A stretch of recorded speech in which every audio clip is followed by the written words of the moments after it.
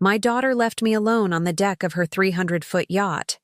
And that same night, I paid $122,000 for a trip for myself. That was the night Eleanor Vance died for good. Today, I'm going to tell you something I never thought I would. And if you, for just a second, feel like this sounds familiar, I only ask that you leave a like and subscribe. It will help me to keep unburdening myself. My name is Eleanor Vance, I'm 63 years old, and for 4 decades I believed that being a mother meant disappearing as a person. Today I can say I've been resurrected from among the living, but to do that, I first had to die inside, on the deck of a yacht in Cannes, as the sun set and I became an invisible shadow to my own daughter. It all started with a 9 a.m. call on a random Tuesday in May, in my small apartment in Queens, New York. The phone rang with that insistence that always made me nervous, as if it knew good news never arrived at that hour. "Eleanor, I need you to come to France this weekend," Jessica said, without so much as a hello. Her voice was distant, professional, like when she spoke to her employees. "My PR team says I need to humanize my brand. Apparently, my European investors want to meet my family." Jess had just turned 35 and was the CEO of a sustainable fashion company that had grown meteorically over the last 3 years. Her dresses were sold in boutiques in Paris, London, and Milan. Her face appeared in business magazines next to headlines like "The New Generation of American Entrepreneurs" and "From Queens to Europe, the Empire of Jessica Vance." But to me, she was still the 8-year-old girl who cried in my arms when her father left us without explanation, taking his pickup truck, his promises, and my ability to trust that anyone would love me forever. "A weekend in France?" I asked, my hand trembling as I held the receiver. "Honey, I don't have money for trips like that. You know, with my Social Security, I can barely—" "It's all paid for," she cut me off, with that impatient tone she had perfected over the years. "First-class flight, hotel, everything. I just need you there on Saturday at 5 p.m. I have an event on my yacht and, well, it would be good if you showed up." Showed up? As if I were an accessory. As if I were part of the scenery rented to add atmosphere to a party. She hung up without saying goodbye, as always. And I stood there in my tiny kitchen, looking at the utility bills piling up on the Formica table I'd bought 15 years ago at a thrift store, wondering when my daughter had started talking to me like I was her employee. The flight to Nice was my first experience in first class. The leather seats smelled of new money, and the flight attendants smiled at me with the professional courtesy they reserve for people who can afford to pay $5,000 for a plane ticket. But I felt like an imposter. In my black JCPenney dress that I had washed so many times the fabric had lost its original texture, and my faux leather shoes that creaked every time I walked. During the 8-hour flight, I remembered the last time Jess and I had traveled together. She was 16, and we had gone to Myrtle Beach on a Greyhound bus that took 12 hours to get there. We slept in a roadside motel where the sheets smelled of chlorine and the walls were so thin we could hear the conversations of the guests next door. But we had been happy.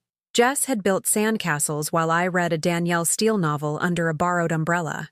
At night, we shared slices of pizza on the boardwalk, and she told me her dreams. She wanted to own a company, travel the world, never depend on anyone, including me, apparently. The yacht was moored in the port of Cannes, a floating white fortress that exuded an aura of power and exclusivity that made me feel small before I even stepped aboard. 300 feet long, 3 decks, a helipad, an infinity pool, and a crew of 12 dressed in immaculate white who moved with the synchronization of an aquatic ballet. Jess greeted me on the main deck with a kiss on the cheek, so quick and cold I didn't even catch the scent of her perfume. She was wearing a white linen dress that probably cost more than 6 months of my rent and sunglasses that hid any genuine expression in her eyes. "You made it," she said, as if my presence were an unpleasant surprise. "Come, let me introduce you to some investors." She took my arm with the same delicacy one handles a fragile but disposable object, and led me toward a group of men and women conversing in English, holding glasses of champagne that sparkled like tiny suns under the Mediterranean sunset. "She's my mother," Jess announced without even looking at me. "Eleanor. She raised me alone after my father left us." The way she said it, like a summarized Wikipedia bio, as if my entire life could be reduced to that functional sentence that explained her humble origins and her personal merit for having overcome adversity. A blonde woman with a cultivated French accent and a perfectly veneered smile extended her hand with that automatic politeness the rich have perfected for dealing with people they consider inferior, but whom etiquette forces them to acknowledge. "A pleasure, Eleanor. You must be so proud to see everything Jessica has accomplished," she said, while her eyes were already drifting toward more interesting conversations. But it was then that another woman, younger, with platinum hair and diamond earrings that caught the light like tiny lighthouses, let out a crystalline laugh and commented, with that casual cruelty that only alcohol and the sense of impunity that money provides can permit. "Oh, I thought she was the woman who cleans the cabins. Sorry, it's just, well, you know." The silence that followed lasted barely 3 seconds, but for me, it was a complete eternity. I waited for Jess to say something, to defend me, to at least feign annoyance at the comment. Instead, she laughed. A small, complicit laugh, as if the observation had been amusing rather than humiliating. "Well, close enough," Jess replied, still smiling. She did that her whole life, really. Cleaned other people's houses so I could go to school. She said it as if it were a funny anecdote for her European guests, as if my years of domestic labor were a quaint detail in her story of personal success. As if I had been merely a supporting character in the novel of her success. I stood there, holding a glass of water that no one had offered me but that I had taken from a nearby table, feeling the black dress stick to my body from the cold sweat that had suddenly washed over me. The group's laughter continued. They had already moved on to another topic, but I remained frozen in that moment where my daughter had reduced my entire existence to a punchline for her millionaire friends. That first night, as the yacht rocked gently at anchor in waters that shone like obsidian under the full moon, I lay awake in the smallest, windowless cabin they had assigned me. So I would be more comfortable. From there, I could hear the laughter and music from the party continuing on deck, and for the first time in 63 years, I understood with absolute clarity what it meant to be alone in the world. It wasn't physical loneliness. It was something much worse. It was the loneliness of someone who discovers that the person for whom they sacrificed their entire life sees them as a burden, as an embarrassing reminder of a past they prefer to forget. The next morning, I woke to the sound of the engines starting. The yacht was moving away from the port into open water, and I didn't even know we had set sail until one of the stewardesses knocked on my door to deliver a continental breakfast on a silver tray that was worth more than my monthly salary when I cleaned offices on Park Avenue. "Miss Vance says you should stay here until the work meeting is over," the girl informed me, a young Frenchwoman with kind eyes who seemed uncomfortable delivering the message. "She says it's all very boring stuff for you." I sat on the edge of the single bed, nibbling a croissant that tasted of authentic French butter, while I listened to the voices coming from the deck. Jess spoke English with perfect fluency, discussing export figures and marketing strategies for the Asian market. Her voice sounded confident, authoritative, completely different from the little girl who used to ask me to read her stories before bed. And it was there, in that oceanic solitude, that my mind began to take a full inventory of everything I had sacrificed for her. I remembered the exact day I sold my engagement ring. Jess was 18 and had been accepted into NYU, but we needed $20,000 for the first semester. I was earning $2,000 a month cleaning 3 apartments on the Upper East Side, working Monday through Saturday from 6 in the morning until 9 at night. I went to a small jewelry shop on 47th Street, a little place with dusty display cases where Mr. Goldstein had spent 30 years appraising other people's sorrows. The ring was the only thing of value I had left from my marriage to Robert, Jess's father. A small but real solitaire that he had bought on an installment plan when we still believed in forevers. "Are you sure, Mrs. Vance?" Mr. Goldstein asked me, examining the ring with his jeweler's loupe. "This is a genuine diamond. It's worth more than what you're asking." "I'm sure," I replied, while Jess waited in the car outside, scrolling through her phone, unaware that at that very moment I was selling the last tangible remnant of the love her father had once had for me. "My daughter's going to college. That's worth more than any ring." With that money, we paid not only for her first semester but also for books, a used laptop we bought from a shop on Canal Street, and even new clothes because Jess insisted she couldn't show up at a fancy university dressed like a poor kid. But that hadn't been all. During the 4 years of her degree, I worked double shifts on weekends cleaning up after events in Scarsdale and Greenwich. Weddings, sweet 16s, baptisms for families who spent in one night what I earned in 6 months. I would come home with swollen feet and hands chapped from cleaning chemicals, but always with extra money for Jess's school expenses. Projects, study trips, the new laptop when the used one broke, even the intensive English course she took in Vancouver during summer break. I never took a vacation. Not a single day in 25 years. The sound of heels in the hallway brought me back to the present.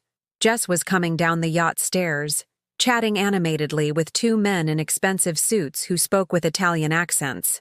I heard them pass by my cabin without stopping, as if I were simply part of the ship's inventory.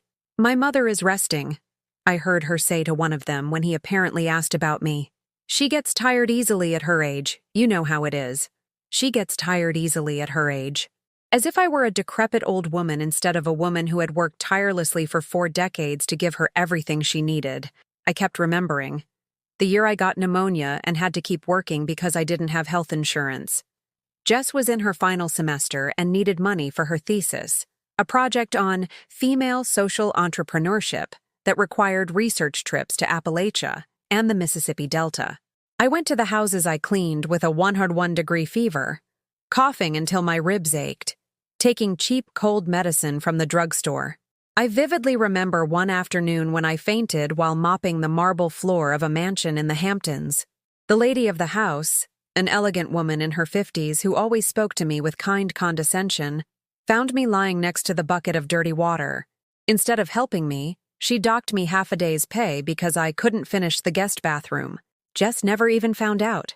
She was too busy with her field interviews, documenting the stories of entrepreneurial women for her university thesis, which later won an honorable mention and earned her a scholarship to get a master's degree in London. The irony was so cruel that even now, rocked by the Mediterranean waves, it made me laugh bitterly. My daughter had written an award-winning thesis on hard-working, self-sacrificing women, while I was literally working myself to death so she could write it. When she graduated, summa cum laude, I was sitting at the ceremony in the same black dress I was wearing now, applauding from the highest seats in the auditorium because the front row tickets cost an extra $100 we didn't have. Jess went up to the podium to receive her diploma, beautiful in her cap and gown, brilliant under the spotlights. During her acceptance speech, she mentioned her professors, her classmates, the women she had interviewed for her thesis. At the end, almost as a footnote, she said, "And thanks to my family for their unconditional support." Family, singular. As if I were an abstract institution rather than a specific person who had mortgaged her entire life for that moment. After graduation, Jess got a job at an international consulting firm. Her first salary was $60,000 a year, almost 4 times what I was earning. I remember the day she called, excited, to tell me the news. "You're not going to have to worry about money anymore, Mom," she said. And for a moment, my heart filled with hope. Now I'll be able to rent a super nice apartment in Soho. It's about time I had my own space, don't you think? Her own space. Not our space. Not a place where we could finally live with dignity after years in the 1-bedroom apartment in Queens where the pipes froze every winter and the walls were so thin we could hear our neighbors' TV shows. I stayed alone in that apartment, paying the rent with my cleaning lady's salary, while she moved into a 2-story loft with a balcony overlooking the city. She came to visit me on Sundays for the first few weeks, then every 2 weeks, then once a month, then only on my birthday and Christmas. The visits became more spaced out, but also more uncomfortable. Jess would arrive dressed in clothes I could never dream of buying, talking about restaurants with French names and vacations in places I couldn't locate on a map. She would sit on my worn fabric sofa with the same expression people have on public buses, resigned to be there, but clearly wishing she were anywhere else. "Mom, have you thought about updating this place a little?" she asked me once, looking around with barely disguised disgust. "It's just so, well, you know." What I knew was that with my salary, I could barely afford to eat and pay the bills. What I knew was that every extra dollar I'd had for the last 6 years had gone to her education, her projects, her needs. But I didn't say that to her. Instead, I smiled and offered her coffee in the chipped mugs we had used throughout her childhood, while she checked her phone and answered work messages as if she were fulfilling a particularly tedious social obligation. Now, locked in this floating cabin, I wondered when exactly my daughter had started to be ashamed of me. Was it gradual, like the changing of the seasons? Or was there a specific moment when she decided I was no longer worthy of love, but simply deserving of tolerance? The cabin's intercom crackled with Jess's voice. "Eleanor, we're having lunch on the deck in 10 minutes. Please wear something. Appropriate. Something appropriate." I looked at the contents of my suitcase. 3 dresses, all in dark colors, all bought at discount stores, all perfectly clean but clearly cheap. I chose the least wrinkled one and looked at myself in the cabin's tiny mirror. The woman who looked back at me was 63, with gray hair she refused to dye because decent hair color cost more than her weekly food budget, and eyes that had seen too much sacrifice and too little recognition. But I also saw something else in those eyes.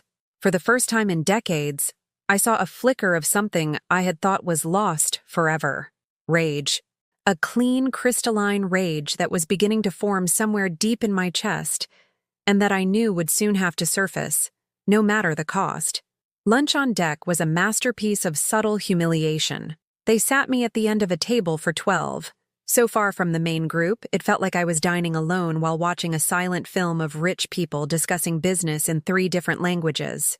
The table was decorated with white orchids that probably cost more than my monthly rent, baccarat crystal that reflected the Mediterranean sun like little prisms, and dishes that arrived from the yacht's kitchen with names I couldn't even pronounce: bluefin tuna carpaccio, black truffle risotto, Norwegian salmon with Iranian caviar. I had asked for water, just water, and I had to ask 3 times before anyone deigned to bring it to me. "Does the lady need anything else?"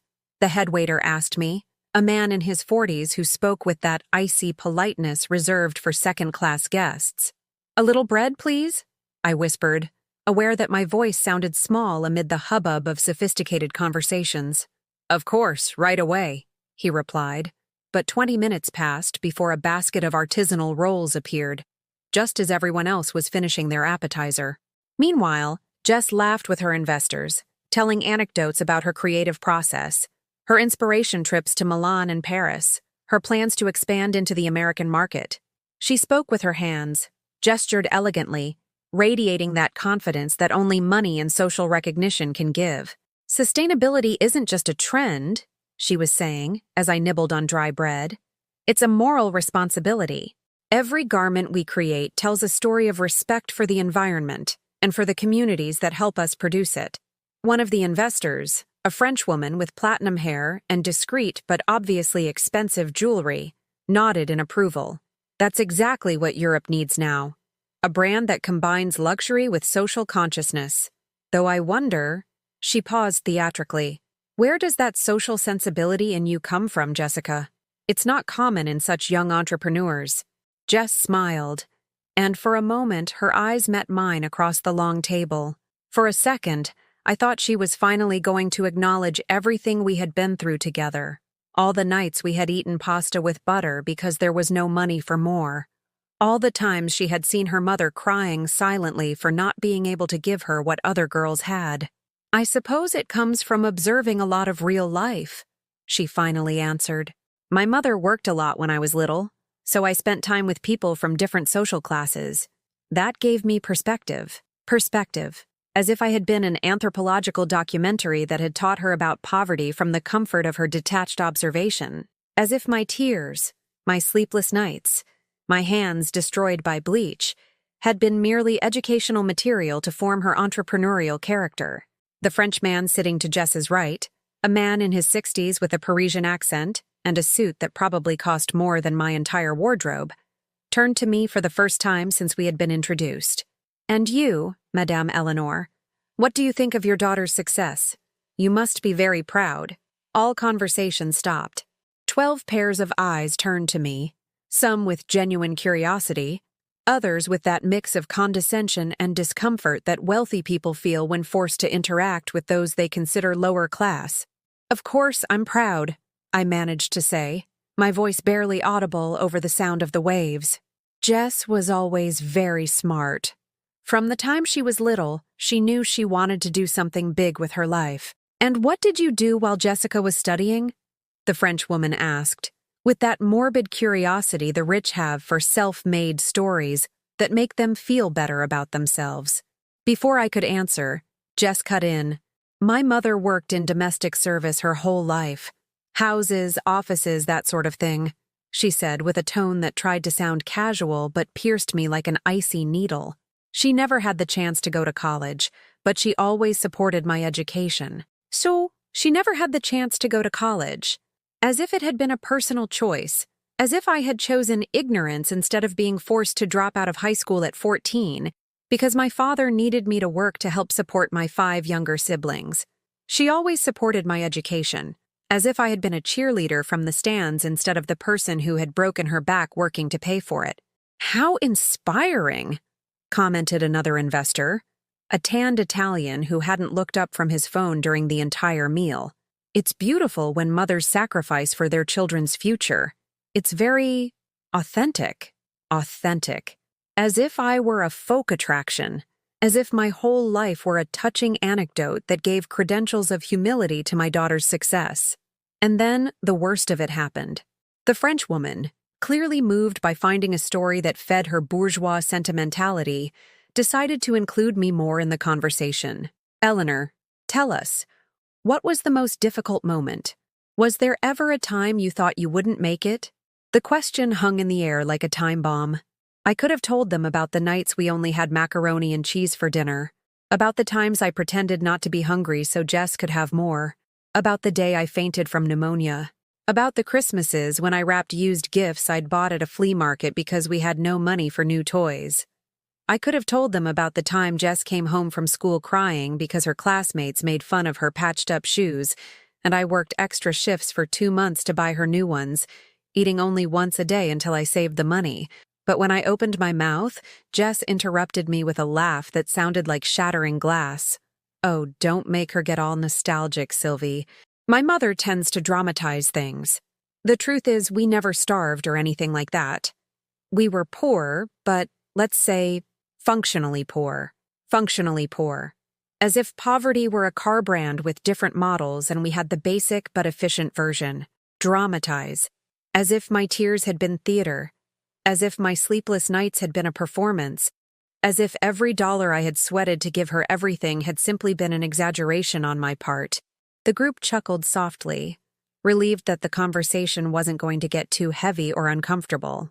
They returned to talking about export figures and marketing strategies while I sat there, my hands trembling around my water glass, feeling how each of my daughter's words turned me into a caricature of myself. After lunch, while the investors retired to a private conference room to talk numbers, Jess approached me for the first time all day. "Eleanor, can you do something for me?" she said, using that tone she had perfected for giving orders disguised as requests. "I need you to stay out here on the deck for a little while. The guys are going to take some photos for Forbes and, well, it would be better if you weren't in the background. It would be better if you weren't in the background." As if my presence were a stain on her carefully constructed image. As if after 40 years of being her emotional and financial support, I was now simply a visual obstruction. "How long?" I asked, though I already knew the answer didn't matter. "I don't know, maybe a couple of hours. You can sunbathe, read something, rest. You're 63, aren't you? You should take the opportunity to relax a little. You're 63. As if I were a decrepit old woman instead of a woman who had worked nonstop until she was 62, who still cleaned houses 3 days a week because her Social Security check didn't even cover her basic medications. She walked away without waiting for a response, leaving me alone on the yacht's deck with a blanket and a bottle of water that would last me exactly 40 minutes under the French sun. And that's where I stayed. For 3 full hours.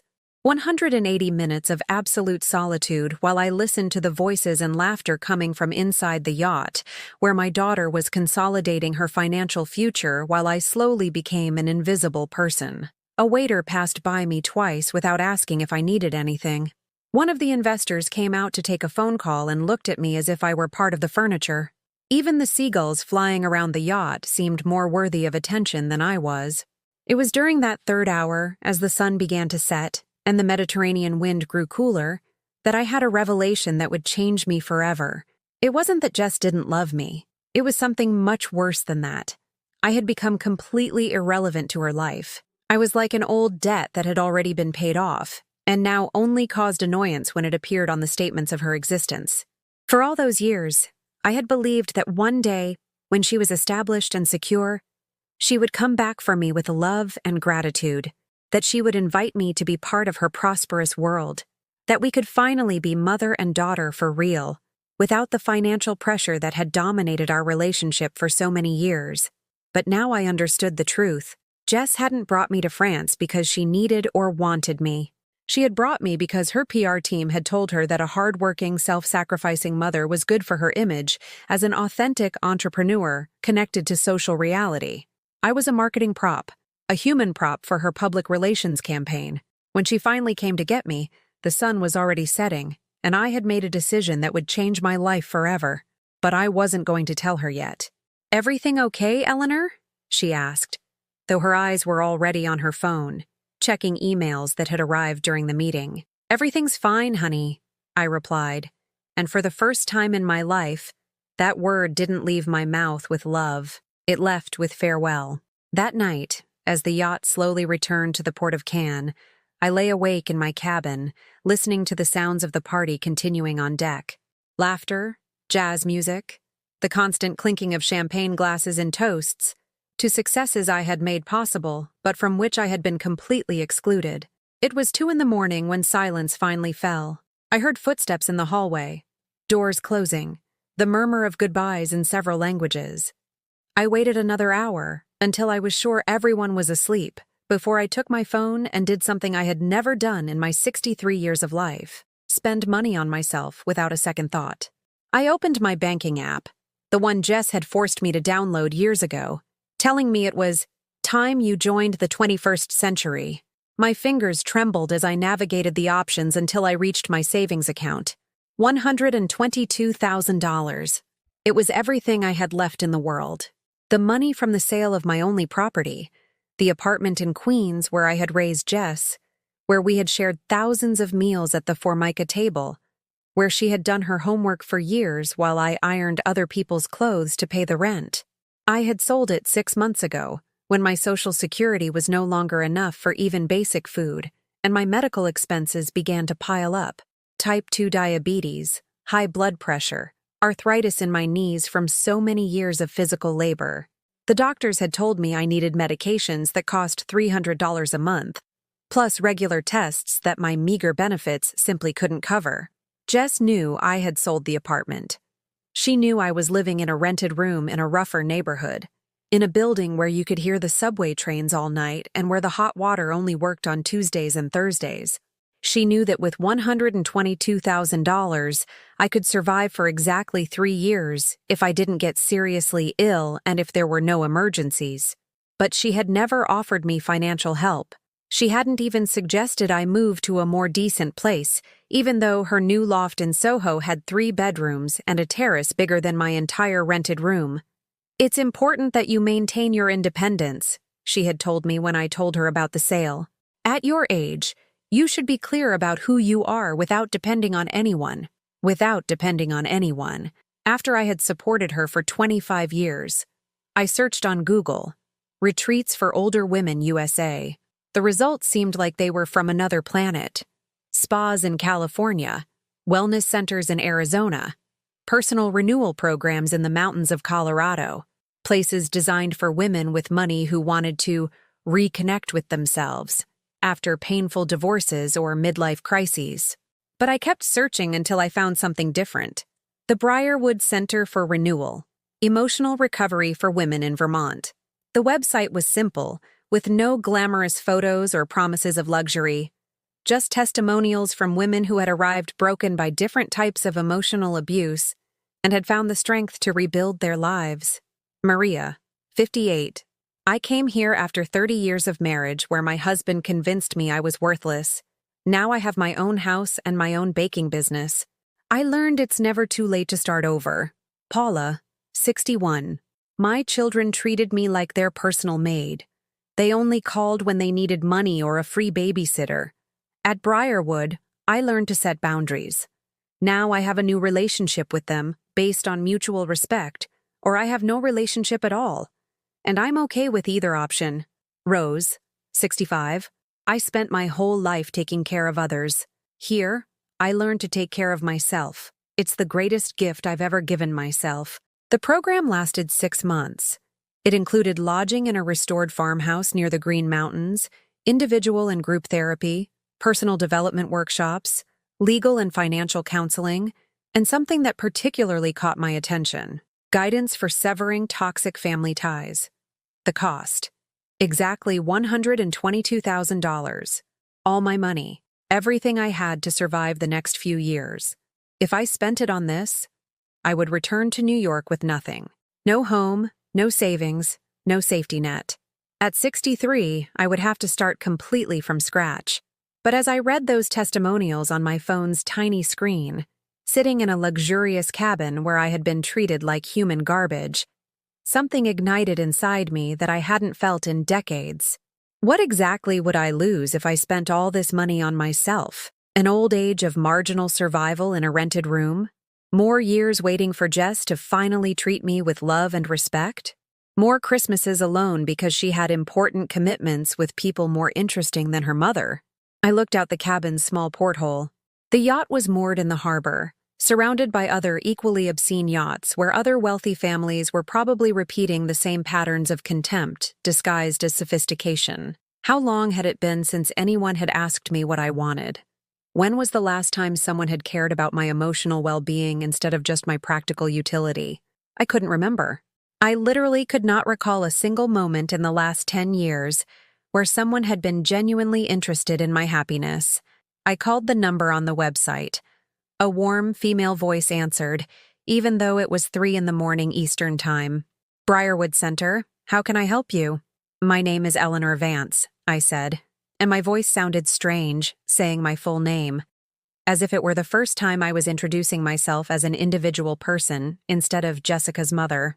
I'm calling from a boat in France and I need help. Are you in immediate danger? The woman asked, her tone professional but compassionate. Not physical, I replied, but emotional. I've just realized that my daughter brought me to Europe as an accessory for a business meeting. She has treated me like I'm invisible, and I don't know how to live with that. There was a pause on the other end of the line. How old are you, Eleanor? 63. Do you have the financial resources to afford the program? Yes, everything I have in the world. $122,000. And you're willing to spend it all on yourself? The question hung in the air. 63 years I'd waited for someone to ask me that question. Yes, I said.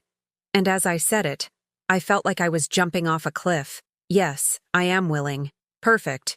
We can process the wire transfer right now if you wish. We had a spot open up yesterday. You can arrive next Monday. Next Monday? I asked, feeling a wave of vertigo. Eleanor, can you tell me something? What's the worst that can happen if you spend this money on yourself? That I go back to New York with nothing. No house, no savings, no secure financial future. And what's the worst that can happen if you don't spend it? I didn't have to think. That I die without having lived a single day for myself. Then you already have your answer, don't you think? I made the transfer at 3:47 a.m. French time. $122,000. Everything. All at once. My phone chimed with the confirmation sound that meant I was officially broke. But for the first time in decades, I didn't feel poor. I felt free. At 6 a.m, when the first stirrings of life began on the yacht, I had already packed my small suitcase.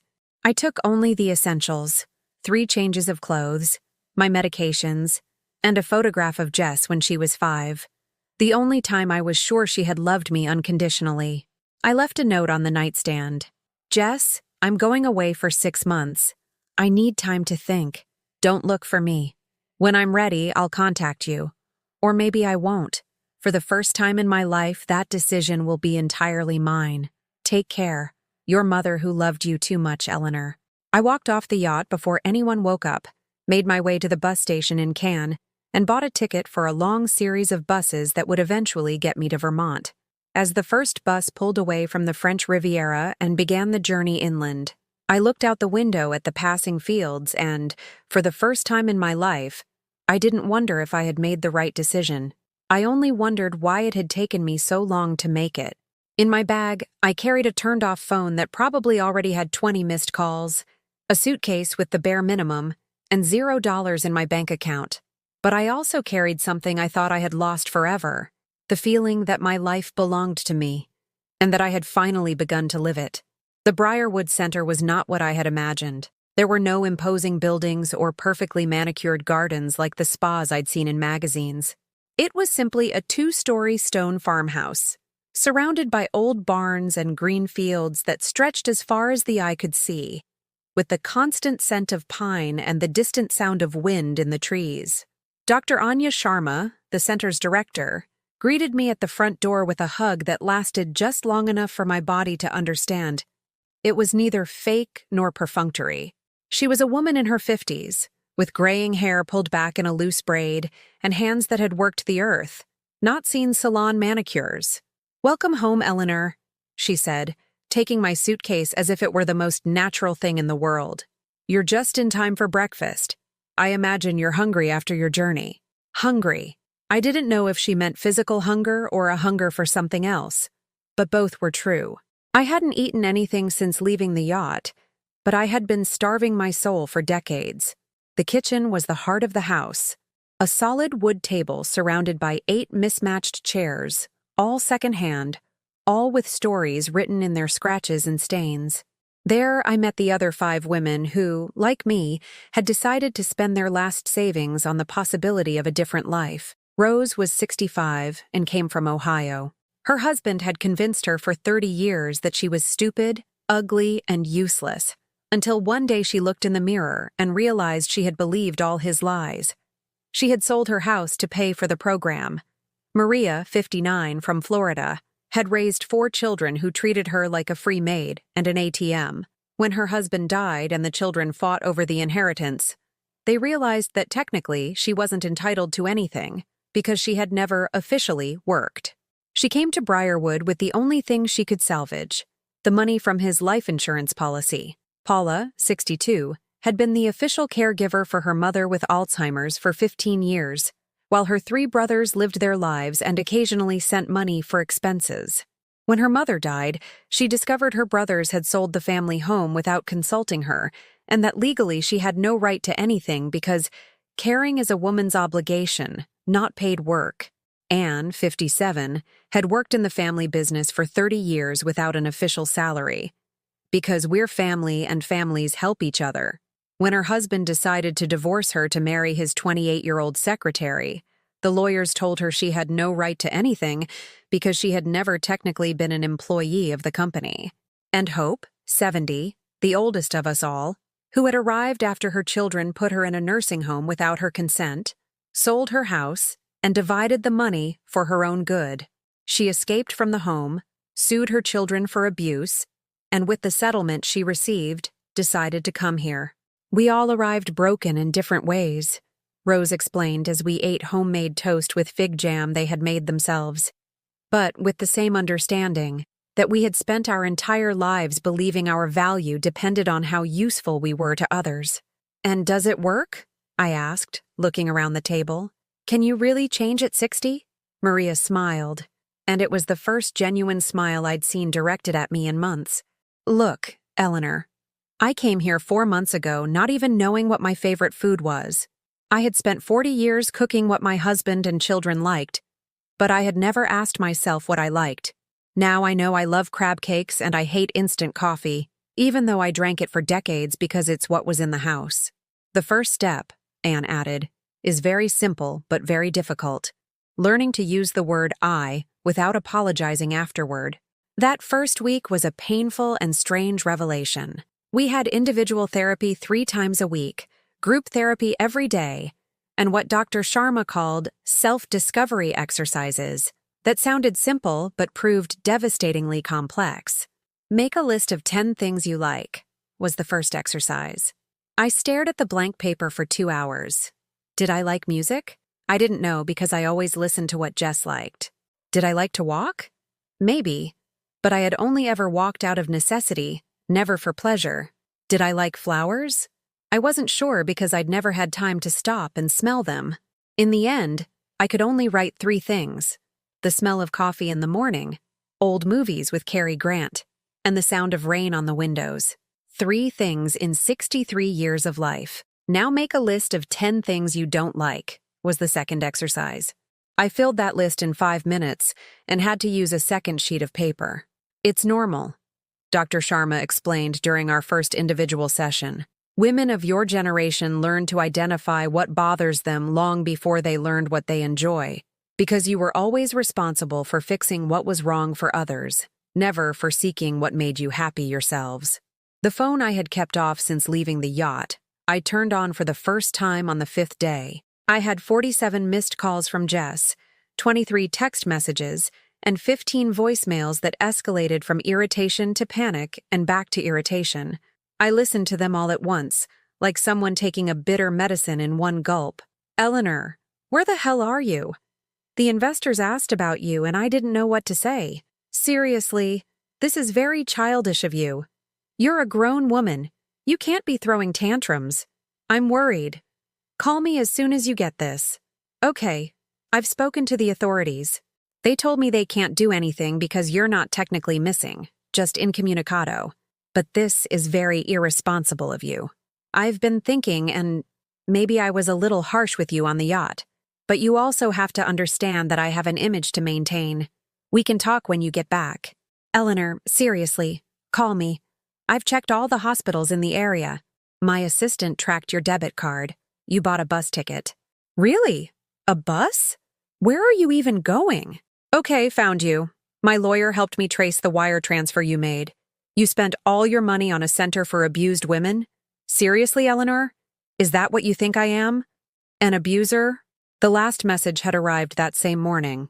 Look, I get it. You're going through a late-life crisis or whatever. But this is starting to affect my work. My European partners think I have family issues, and that's not good for my business credibility. I need you to come back and act normal. I'll wire you money for a plane ticket. I turned off the phone and didn't turn it on again for 2 weeks. How does that feel? Dr. Sharma asked when I told her about the messages. Like I've been living in a burning house and I've finally stepped outside to breathe fresh air, I answered. It hurts, but it's also a relief. And what is it that hurts the most? That not once, in any message, did she ask how I was. Not once did she apologize for how she treated me. It was all about how my absence affected her. During those first weeks, we established routines I had never had in my life. I woke up when my body wanted to, not when someone else needed me to be ready. I ate what I felt like eating, not what had to be prepared for others. I walked through the Vermont fields just because I liked walking, not because I had to get somewhere. One afternoon, while helping Rose make apple butter, I realized something that stopped me in my tracks. Rose, I said, I'm having fun. Having fun? She asked, smiling. Making apple butter. I'm having fun making apple butter. I can't remember the last time I did something just because I enjoyed it. And how does it feel? Like I've been dead for years and I'm just learning how to breathe again. That night, in my small but entirely my own room, I wrote in the journal Dr. Sharma had asked us to keep Day 18. Today I learned that I have nice hands. Hope told me while we were making apple butter. You have artist's hands, Eleanor? She said. I had never looked at my own hands. I only saw them as tools for cleaning, cooking, working. But today I really looked at them and saw that Hope was right. They are hands that have worked hard, but they are also elegant. They are my hands. And for the first time in my life, I like them. I ran my fingers over the words I had just written and realized it was the first time in my life I had written something that was completely true and completely my own. Outside, the Vermont rain tapped gently against the windows, and for the first time in decades, that sound didn't make me sad. It brought me peace. Month 3 was when Jess decided to show up unannounced. I was in the center's vegetable garden, learning how to grow lettuce with hope, when Dr. Sharma approached with an expression I hadn't seen before on her face. Worried, but also protective. "Eleanor, your daughter is here," she said in a calm voice. "She took a car service from the airport.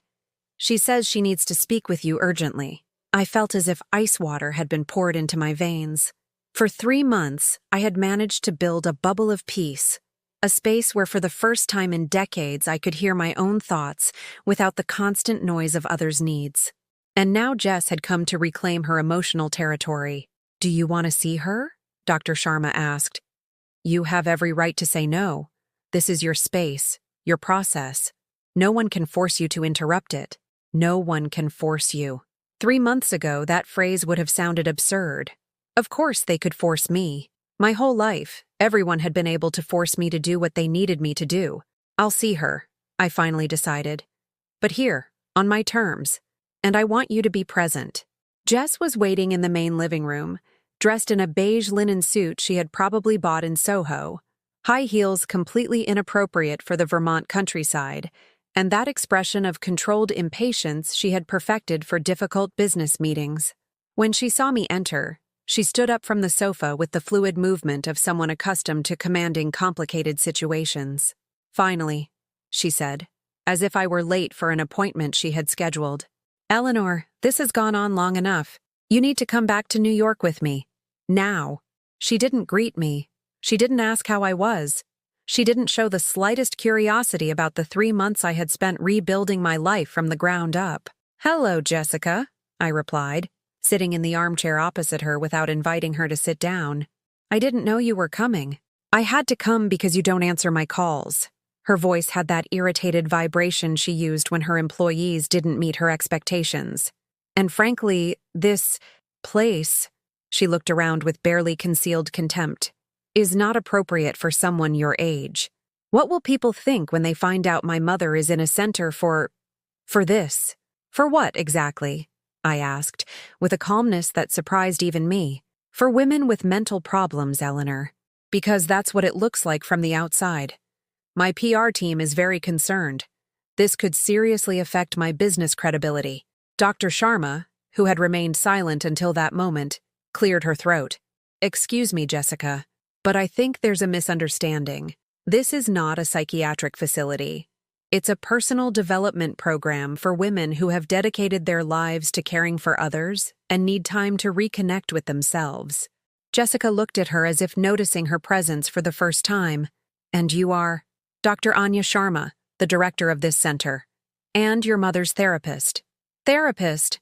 Jessica repeated the word as if it had a bad taste. "Perfect. Now my mother is in therapy, telling who knows what stories about our family to a stranger." "What stories are you worried she's telling?" I asked, and something in my tone made Jessica look directly at me for the first time since she'd arrived. "I'm not worried about anything," she replied quickly. "I just think these processes are unnecessary at your age. You're a mature woman. You already know who you are." "Oh, really?" I stood up from the armchair, feeling an energy I hadn't had in years. "Then tell me, Jessica, who am I?" The question caught her off guard. "Well, you're my mother. And what else?" "What else what? What else am I, besides your mother?" She fell silent for a moment that stretched until it became uncomfortable. You worked hard. You're strong. Do you know me, Jessica? Do you know my favorite color? Eleanor, this is ridiculous. Do you know what kind of music I like? What books I read? What I dream about at night? What scares me? What makes me laugh? I don't see why. You don't know any of that, do you?" I continued, feeling as if the words were coming from a place that had been buried for decades. "Because to you, I'm not a person. I'm a function. I was the function that fed you, educated you, supported you, financed you. And now that you don't need that function anymore, I'm an inconvenience." "That's not true!" Jessica shouted, standing up as well. "I love you." "You love me?"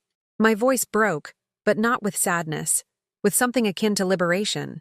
"When was the last time you asked me how I was without it being because you needed something from me?" I always worry about you." "On the yacht, when that woman said I looked like the cleaning lady, you laughed. You laughed, Jess. And then you said I had been her whole life, as if my years of work were a funny anecdote for your rich friends. I didn't. It was just, you left me alone on a deck for 3 hours because you didn't want me in your pictures for Forbes. Your own mother was too ugly, too poor, too embarrassing for your corporate image. It's not like that. You don't understand the pressure I'm under. You don't understand how hard it is to run a company, deal with investors, compete in international markets. You're right, I said, and my calmness disarmed her more than my shouting. I don't understand that pressure, but I do understand the pressure of working 12 hours a day so your daughter can go to college. I understand the pressure of selling your engagement ring to pay for tuition. I understand the pressure of pretending you're not hungry so there's more food for your daughter. That's different. No, Jessica. It's exactly the same. The difference is I never made you feel like you were a burden for needing those things. Dr. Sharma intervened gently. Jessica, may I ask you something?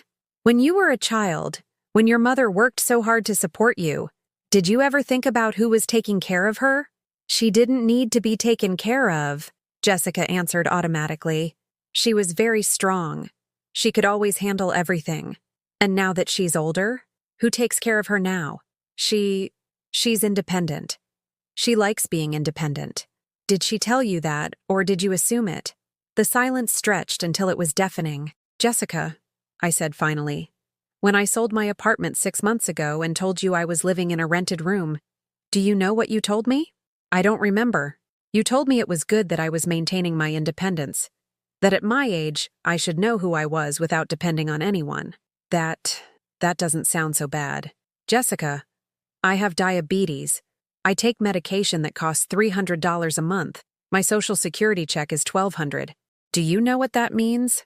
I saw something break on her face. It means that every month I have to choose between eating or taking the medicine I need to stay alive. It means there are days I only eat pasta because I can't afford anything else. It means when I get sick, I don't go to the doctor because I don't have money for the copay. Why didn't you tell me? I did tell you. I told you I sold my home. I told you where I was living. I told you my social security wasn't enough, but you interpreted all of that as me learning to be independent. You thought what was convenient for you to think, because if you admitted I needed help, you'd have to help me, and helping me would mean spending money on me that you'd rather spend on your image, your trips, your corporate lifestyle. That's not fair.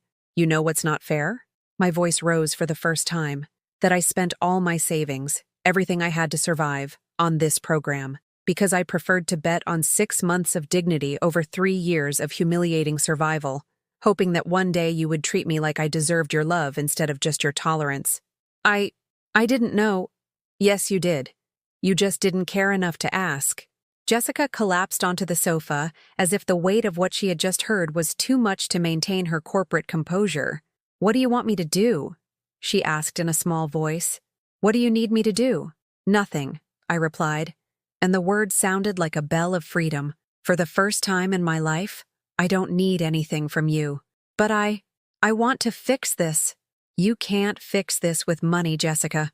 It can only be fixed if you understand that for 40 years I was a person who sacrificed everything to give you a better life, and that I deserve to be treated with the same respect and love you expect from the important people in your life. You are the most important person in my life, she said, and for the first time since she had arrived, her voice sounded sincere.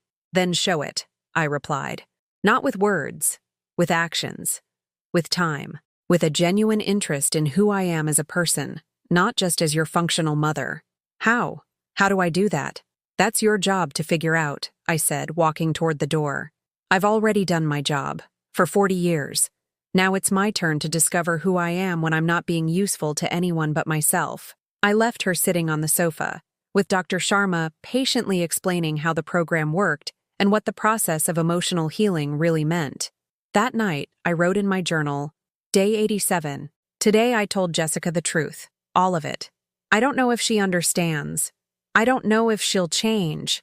I don't know if we'll ever have a different relationship. But for the first time in my life, it's not my responsibility to fix that. My only responsibility is to myself, and that feels like being born again. Jessica stayed in Woodstock for a week after our confrontation. Not at the center, of course, but at the most expensive hotel in town, from where she sent me daily messages that oscillated between emotional manipulation and what seemed like genuine attempts at an apology. Eleanor, I've been thinking about everything you said. You're right about a lot of things. Can we talk again? I've hired a nutritionist and a private doctor for you. You just have to tell me where to send the information. I found a beautiful apartment in the West Village near mine. 2 bedrooms, a terrace, all paid for. Just say yes. During that week, for the first time in my life, I didn't rush to solve my daughter's emotional pain. I didn't answer her texts immediately. I didn't let her anxiety become my emergency. I continued with my routines at the center. Therapy, walks, painting classes that I had discovered calmed me deeply.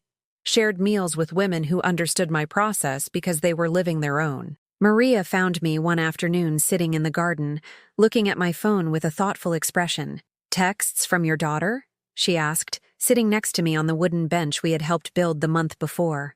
"Yes. She says she wants to fix things, that she's been reflecting."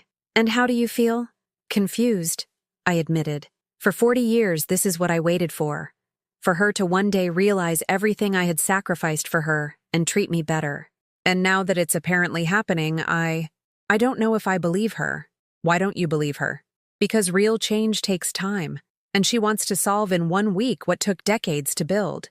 She's offering me money, a house, doctors, everything except the one thing I really need." "What do you need?" "Time. Time for her to prove that she really understands I'm a person, not a problem to be solved with financial resources." That same night, Jessica showed up at the center unannounced again, but this time she didn't come alone. She brought with her a man in an elegant suit who introduced himself as Dr. Evans, a private geriatric specialist from Boston. "Eleanor," Jessica said, with a smile that reminded me of the little girl she used to be when she wanted something specific. "I asked Dr. Evans to come and evaluate you, just to make sure you're okay, that this drastic change in your behavior isn't due to something medical." The phrase hit me like a cold slap. Drastic change in my behavior? Well, yes. Abandoning your life in New York, spending all your savings on this, cutting off contact with your family. It's not normal for you, Eleanor. You were always so stable, like a piece of furniture, like something that stays in the same place, performing the same function for decades without complaining or moving. Dr. Evans opened his briefcase with professional efficiency. "Mrs. Vance, your daughter has told me that you're going through a period of, let's say, erratic behavior. Sudden personality changes, impulsive decisions, social isolation. These are symptoms that can indicate the onset of age-related cognitive decline or mood disorders." Dr. Sharma, who had been listening from the doorway, entered the room with the most serious expression I had seen on her in the 4 months I had known her. "Dr. Evans, I'm Dr. Anya Sharma, director of this center and a licensed therapist. May I see your credentials and the medical authorization to perform this evaluation?" "Of course," the doctor replied, but something in his tone had shifted. "Miss Vance hired me for a private consultation. It's perfectly legal." "It's legal if the patient consents," Dr. Sharma continued. "Eleanor, did you request this evaluation?" "No," I answered, feeling a clean, clear rage ignite within me. "I didn't ask for any of this." "Then it cannot be performed," Dr. Sharma stated flatly, "and I'm going to have to ask you to leave the property." Wait, Jessica intervened, with the voice she used to negotiate difficult contracts. "Anya, right? Look, I understand you feel you need to protect Eleanor, but I'm her daughter, her only family, and I am genuinely worried about her." "Worried about her? Or about yourself?" Dr. Sharma asked with a serenity that cut like a scalpel. "What do you mean?" "I mean that in the 4 months I've been working with your mother, I have seen a woman blossom in extraordinary ways. She's recovered her sense of humor, discovered talents she didn't know she had, and established genuine friendships for the first time in decades. The only times I've seen her regress are when you contact her." That's psychological manipulation," Jessica retorted, but her voice trembled slightly. "You people have filled her head with strange ideas about her family." "What strange ideas?" I asked, rising from my chair. "The idea that I deserve respect? The idea that I'm an individual person, not just your functional mother? The idea that my emotional well-being matters? Of course your well-being matters to me, Jessica shouted. That's why I brought the doctor. That's why I want you to come live with me. That's why I'm here. No, I said, and my voice was firmer than it had ever been. You're not here for my well-being. You're here because my absence makes you uncomfortable. Because your business partners are asking questions. Because my transformation is making you see things about yourself that you don't want to face. That's not true. Jessica? I interrupted. When is my birthday? She was silent. What is my favorite food? Silence.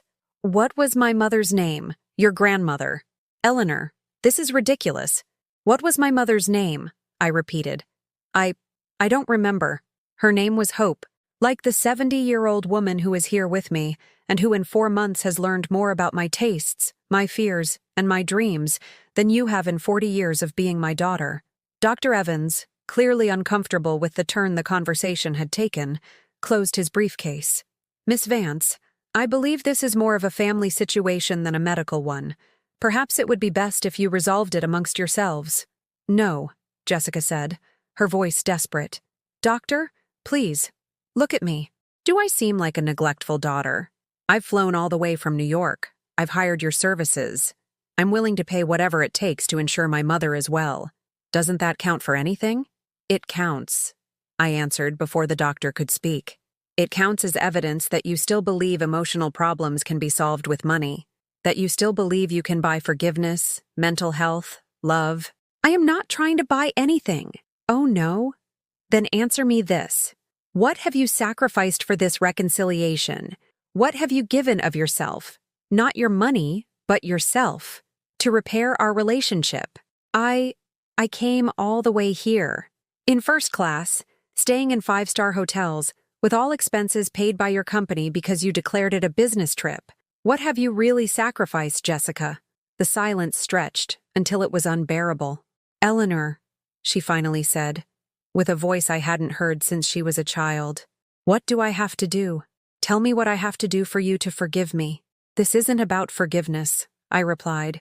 It's about you understanding that I am a whole person, not a satellite orbiting your life. It's about you, when you ask how I am, actually wanting to know the answer. It's about you stopping seeing me as your origin story and starting to see me as your mother who is still alive and still has things to say and feel and live. And what if I can't? She asked.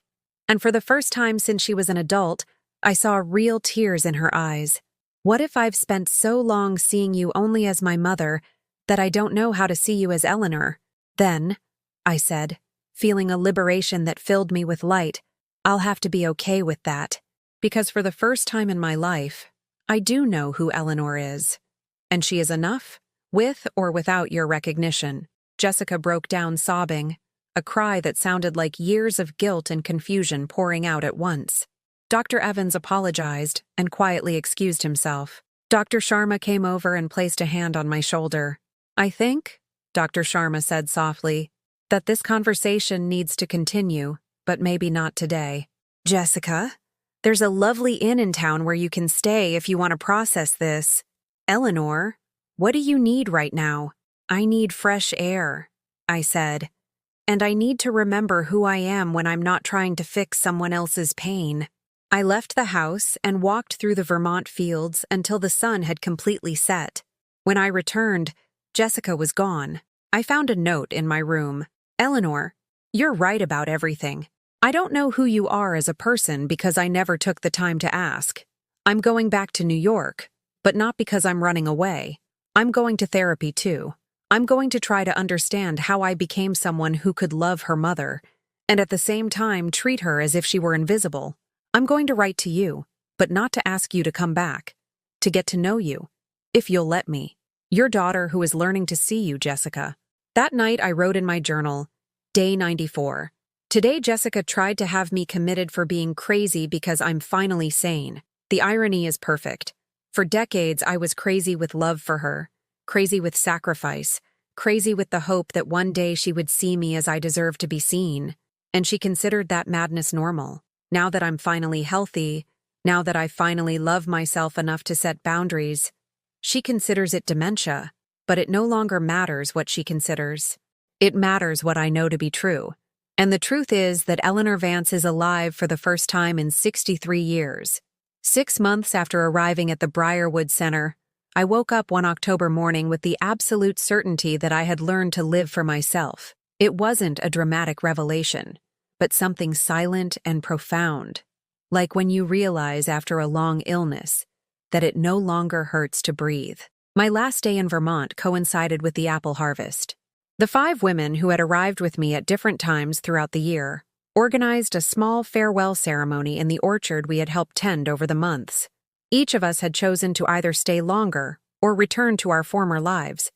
But we had all arrived at the same place, the understanding that we deserved respect, self-love, and the freedom to choose how we wanted to live the rest of our lives.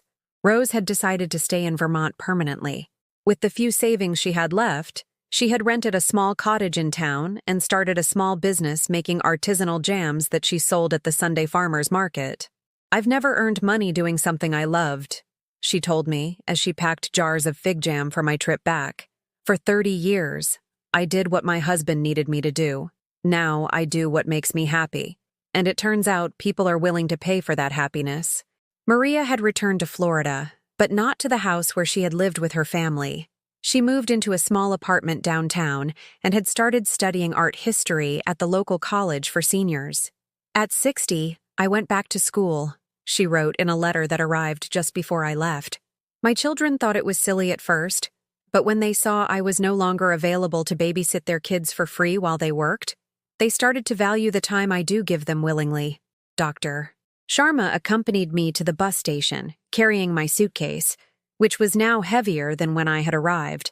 Not with more clothes, but with notebooks full of drawings I had made over the months, the books I had read for the first time in decades, and the letters the other women had written for me to take with me. "Ready to start your new life?" she asked as we waited for the bus that would begin my journey home. "Ready," I replied, and it was the purest truth I had ever spoken. But the new life I had built in my mind during those months didn't include returning to the rented room in Queens or begging for cleaning jobs at 63. During my last weeks in Vermont, I had made a decision that would have terrified the old Eleanor, but thrilled the woman I had become. I was staying in New England.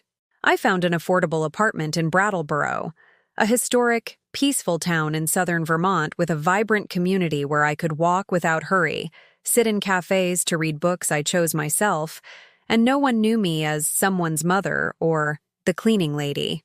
In Brattleboro, I was simply Eleanor. And Eleanor, I had discovered, was an interesting woman. My apartment was tiny but filled with light, on the second floor of a brick building that was over 100 years old. One room, a kitchenette, a small bathroom, and a window that overlooked the main square where the farmers market was set up on weekends. The first morning in my own home, I made coffee exactly the way I liked it. Strong, no sugar, in a blue ceramic mug I had chosen myself at a second-hand shop, sat by the window and cried. But not from sadness. I cried with relief. I cried because for the first time in my adult life, no one needed me to be strong. No one depended on my capacity for sacrifice. No one expected me to put their needs before my own. I cried because I finally understood the difference between being alone and being free. Jessica's first letters arrived 3 weeks after my move to Brattleboro. I didn't open them immediately. I left them on my kitchen table for 2 days, as if they were fruit that needed to ripen before being consumed. When I finally read them, I found something I didn't expect: genuine humility. "Eleanor, I've been in therapy for 3 months. I went at first because I thought they would help me understand why you had gone crazy. Forgive me for that word. But slowly, I've come to understand that I was the one who needed help. I've learned words like parentification and filial narcissism that describe things I did to you for years without realizing it. My therapist asked me to write a list of everything I remember you sacrificing for me. I filled 11 pages. And then she asked me to write a list of everything I had sacrificed for you. I couldn't write a single line. The second letter had arrived a week later. I'm not writing to ask you to come back or to ask for forgiveness, although both of those things are true. I'm writing because my therapist asked me to tell you who I am when I'm not being your successful daughter. And I realized, I don't know. I've built my whole identity around being someone who overcame poverty and succeeded against the odds. But I never stopped to think that those odds were you sacrificing your entire life so I could have mine. I read her letters with curiosity rather than pain. It was strange to read my daughter discovering things about herself that I had seen for years, but had never dared to name. I answered her third letter, but not to reassure her or to ease her guilt. I wrote because I had things to say that were my own, not because she needed to hear them. Jessica, I'm glad you're in therapy. I'm glad you're discovering that you're a more complex person than your business success. I, too, am discovering who I am beyond being your mother. It turns out I'm a woman who can live alone without being afraid, who can make new friends at 63, who can learn new things every day. I'm taking a pottery class at a local studio where everyone calls me Ellie and where no one knows anything about my past life. It's liberating to be a mystery to people instead of just being a function. I don't know if we'll ever have a different relationship, but for the first time in my life, that isn't my responsibility. My only responsibility now is to be happy. And I am. The winter in Brattleboro was cold, but beautiful. I spent afternoons at the public library, reading novels I'd never had time for, biographies of women who had changed their lives after 60, history books about Vermont that helped me understand the place I had chosen to live. I made slow, genuine friendships with other women in my neighborhood. Carol, the baker, who was my age and had been widowed 5 years prior. Teresa, a retired teacher who volunteered at the library. Lucy, my downstairs neighbor, who painted watercolors of the covered bridges and had convinced me to try painting as well. You know what the most beautiful thing is about starting something new at our age? Lucy told me one afternoon as we painted by the river. We don't have to be good at it. We no longer have to impress anyone or prove anything. We can be beginners for the sheer pleasure of learning. In the spring, exactly 1 year after I had walked off Jessica's yacht, I received a call I wasn't expecting. Mrs. Vance, this is Patricia from Birchwood Press. We received the manuscript for your memoir that you sent us, and we would like to publish it. I had started writing my story during my last months in Vermont, initially as therapy. Dr. Sharma had suggested I put everything I had lived through in writing, not to publish it, but to process it. But when I finished the 200 pages of what I had titled Rebirth at 63, the story of a woman who dared to live for herself, Teresa convinced me to send it to small presses that specialized in women's testimonials. This is a story that needs to be told, she had said. There are thousands of women like you who think it's too late to change their lives. The book was published in September with a simple cover, my photograph, taken in the town square, smiling genuinely for the first time in decades, with the title in blue letters on a white background. The first book signing was at the public library where I had spent so many afternoons. 30 people came, mostly women over 50. When I finished reading the first chapter, a woman in her late 60s raised her hand. Mrs. Vance, didn't you feel guilty for spending all your money on yourself? For the first few days, yes, I answered honestly. But then I realized I had spent 40 years feeling guilty for not doing enough for my daughter. It was time to feel proud of doing something for myself. And if your daughter never changes, would you regret your decision? My happiness can't depend on whether my daughter changes or not. That was the most important lesson I learned. I changed. I learned to love myself. And that is enough. After the event, a woman in her 70s approached me. I have a daughter who treats me very much like yours treated you, she said in a low voice. But I don't have the money to do what you did. Do you think it's too late to change without moving to another state? Ma'am, I said, taking her hands in mine. It is never too late to start respecting yourself. And that doesn't cost money. It costs courage. But you've already taken the first step by coming here tonight. That night, in my apartment, I wrote in the journal I had continued to keep since Vermont. 1 year after leaving the yacht, I can say I made the best investment of my life. I didn't invest in a retirement plan or in real estate. I invested in myself. I bought my freedom, my dignity, my right to be happy. And it turns out, that was the only thing I really needed to live. Jessica's last letter had arrived that same month. Eleanor, I read your book. I filled 3 pages with reflections my therapist asked me to write. But the most important thing I wanted to tell you is this. I'm proud of you. For the first time in my life, I'm proud of my mother not for what she did for me, but for what she did for herself, and I hope one day to be brave enough to do the same. I didn't reply immediately. Not because I was angry, but because I wanted to be sure my words were completely honest.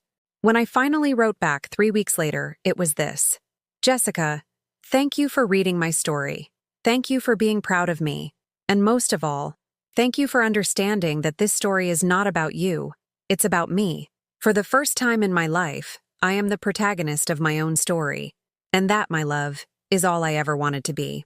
Now, as I write these final lines in the town square of Brattleboro, watching the women from the Sunday market who have become my friends, I can say I have learned the most important lesson of my life. It's never too late to start living for yourself. It's never too late to discover who you are when you're not being useful to anyone else.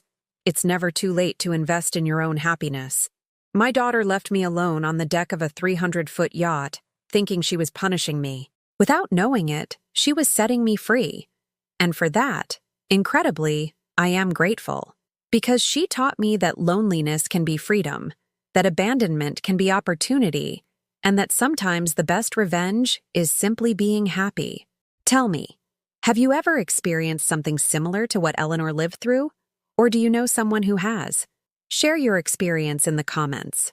And if this story touched your heart, leave a like and subscribe to the channel so this message can reach someone who needs to hear it.